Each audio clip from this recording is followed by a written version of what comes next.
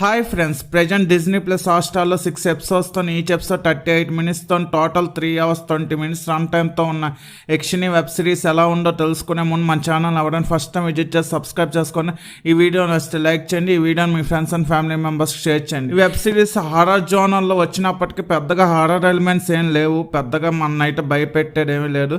ఈ web series ఫ్యామిలీతో చూడడం కొంచెం ఇదే, రొమాన్స్ సీన్స్ అయితే ఉన్నాయి, ఫ్యామిలీతో చూడడం కొంచెం కష్టమే. స్టోరీలోకి వెళ్తే సరదాగా భూమి మీదకి వచ్చిన యక్షిని మానవుని ప్రేమించి ఒక తప్పు చేస్తుందో, ఆ తప్పు చేయడం వల్ల తన ప్లేస్కి రాకూడదని శాపం పెడతాడు.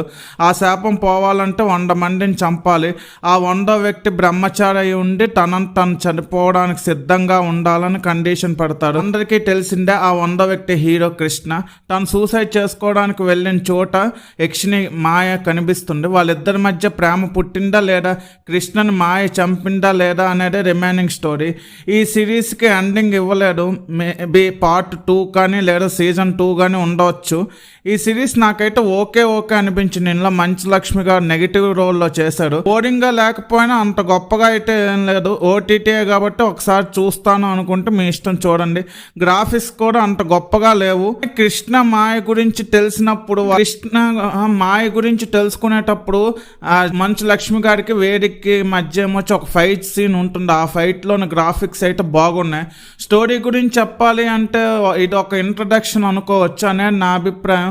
వేదిక్ గారి యాక్టింగ్ అయితే సూపర్ అని చెప్పుకోవచ్చు. ఇందులోనే లక్ష్మి గారు అండ్ రాహుల్ విజయ్ యాక్టింగ్ కూడా పర్వాలేదు. అజయ్ రోల్ ఏమొచ్చి అంత వత్తి ఏం కాదు. మేబీ నెక్స్ట్ సీజన్ లో ఎక్కువ రోల్ ఉండొచ్చు, కానీ ఈ సీజన్ లో చంపేశారు.